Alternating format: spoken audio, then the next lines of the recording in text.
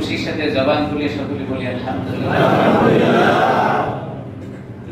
আল্লাহ তাআলার ঘরে আসতে পেরে, বসার সুযোগ পেয়ে আমরা খুশি না বেজার? জবান খুলে বলি আলহামদুলিল্লাহ। এসে বড় নিয়ামত আল্লাহ তাআলা মানুষকে আর কি দিবেন? সুস্থতার সাথে আল্লাহ তাআলার ঘরে আসার মতো ব্যবস্থা করে দিয়েছেন। আল্লাহ ইচ্ছা করলে আমারে হাসপাতালে শোয়া রাখতে পারতেন, জবান খুলে বলি ঠিক কি না? আল্লাহ ইচ্ছা করলে আমারে রাস্তায় দুর্ঘটনা দিয়ে রাস্তায় ফেলে রাখতে পারতেন, কি বলেন পারতেন কিনা? খোঁজ নিয়ে দেখেন অসংখ্য মানুষ এমন দুর্ঘটনায় পড়ে আছে, অনেক মানুষ হাসপাতালে শুয়ে কাতরাচ্ছে। কিন্তু আল্লাহ তাআলা আমাকে এত ভালোবেসেছেন যে জুমার দিন মুসলমানদের সাপ্তাহিক ঈদের দিন বলা হয়েছে, এই দিনে আল্লাহ তাআলার ঘরে আসার মতো আমি সুযোগ পেয়েছি। এসে বড় নিয়ামত আর কিছুই হতে, এজন্য জবান খুলে বলি আলহামদুলিল্লাহ। আল্লাহ ফেরেশতাদের সামনে গর্ব করে বলছেন, বান্দা আমাকে না দেখে আমার শুকর আদায় করে। আল্লাহকে দেখি নাই, ফেরেশতাদের সামনে আল্লাহ তাআলা গর্ব করে বলে। আল্লাহ তাআলা মানুষকে সৃষ্টি করেছিলেন ফেরেশতাদের মোকাবেলায়, নিষেধ করেছিল ফেরেশতারা, আল্লাহ আপনার ইবাদত গুণগান গাওয়ার জন্য তো আমরাই যথেষ্ট, আপনি মানুষ বানাবেন কেন? আল্লাহ মানুষ দুনিয়াতে গিয়ে ফিতনা করবে, ফাসাদ করবে, মারামারি করবে, চুরি করবে, ডাকাতি করবে, ছিনতাই করবে, খুন করবে, আত্মীয়র হক নষ্ট করবে, বোনের হক নষ্ট করবে, ভাইয়ের হক নষ্ট করবে। কি বলেন, করে না এরকম? ফেরেশতারা জানে। আল্লাহ বলেন মালা তাআলামুন, ও ফেরেশতারা আমি যা জানি তোমরা তা জানো না। মানুষ কি করবে এটা আমি ভালো জানি। মালা তাআলামুন, আমার কাছে যা জানা আছে তা তোমাদের কাছে জানা নাই। মানুষ দুনিয়ায় পাঠাবো, তারা আমার গুণগান করবে, আমারে দেখবে না আমার প্রশংসা করবে, আমার জান্নাত দেখবে না জান্নাত চাইবে, আমার জাহান্নাম দেখবে না জাহান্নাম থেকে বাঁচতে চাবে। ও ফেরেশতারা তোমাদের সাথে পরামর্শ করার প্রয়োজন ছিল, তাই পরামর্শ করেছি। সিদ্ধান্ত আমি আল্লাহ, মানুষকে আমি দুনিয়ার জীবনে খলিফা বানাবো।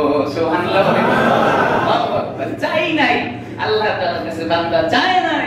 আল্লাহ ফেরেশতাদের সামনে গর্ব করে মানুষকে দুনিয়াতে পাঠাইছেন। ও দুনিয়ার মানুষ, এমন নিয়ামত ভোগ করার পরে যদি মানুষ আল্লাহর শুকরগুজারি না করে, ফেরেশতাদের সামনে অহংকার করে আল্লাহ তৈরি করেছেন। আল্লাহ বলেন এমন কোন বান্দা যদি এই কথা মনে করে দুনিয়ার জীবনে শুকরগুজারি করে, জান্নাতের সর্বোচ্চ স্থান আমি তাকে দান করব। আল্লাহ বলেন মালা তাআলামুন, ও ফেরেশতারা তোমাদের জানা নাই মানুষ কি করবে দুনিয়াতে। ফেরেশতারা যা বলেছিলেন তা আমরা করি, ফেরেশতারা যা বলেছেন তা আমরা করি। কিন্তু আল্লাহ বলেছেন মালা তাআলামুন, ফেরেশতা তোমরা জানো না বান্দা কি করবে এটা আমি জানি, এটাও করি। এমন মানুষ দুনিয়ার জীবনে আছে, রাতের ঘুম ছেড়ে গভীর রজনীতে তাহাজ্জুদে দাঁড়ায় চোখের পানি ফেলে। কি বলেন, আছে না? কেমন মানুষ আছে বিধায় আল্লাহ তাআলা আসমান জমিনের নিজাম এখনো ঠিক রেখেছেন। তাহলে আমার মতো বান্দা যত গুনাহ করে দুনিয়াতে এক মুহূর্তের ভিতরে কওমে সামুদ আর কওমে আদের মতো উল্টায় দিতেন, কিন্তু আল্লাহ দেন না। ওই একজন মানুষ এখনো আছে, এরকম মানুষও আছে। হাদিসের ভাষা হলো একজন মানুষ যতক্ষণ জমিনে বলবে আল্লাহ, আল্লাহ ডাক দিতে পারে এমন মানুষ যতক্ষণ থাকবে ততক্ষণ পর্যন্ত আল্লাহ তাআলার নিজাম যথাযথভাবে চলতে থাকবে। সূর্য উদিত হবে, আলো দিবে, অস্তমিত যাবে, রাত হয়ে যাবে, চাঁদের আলো বেশি আসবে, বাতাস চলতে থাকবে, প্রবাহমান পানি চলতে থাকবে, নিজাম ঠিক থাকবে, কোনো পরিবর্তন হবে না। আল্লাহ ওয়ালা বললে ওয়ালা মানুষ থাকবে না, নিজাম চেঞ্জ হয়ে যাবে। তাই বোঝা গেল যেহেতু কিয়ামত এখনো হয় নাই, এমন আল্লাহ ওয়ালা মানুষ দুনিয়ার জীবনে আছে। কি বলেন, আছে না? কিন্তু কে আছে এটা আমার জানা নেই। নমুনা বলতে পারি, উপমহাদেশের ভিতরে যদি আমরা নমুনা তালাশ করি, এক্সাম্পল যদি আমরা দিতে চাই, উদাহরণ যদি দেওয়া যায়, এমন মানুষ খুঁজে পাওয়া অনেক দুষ্কর।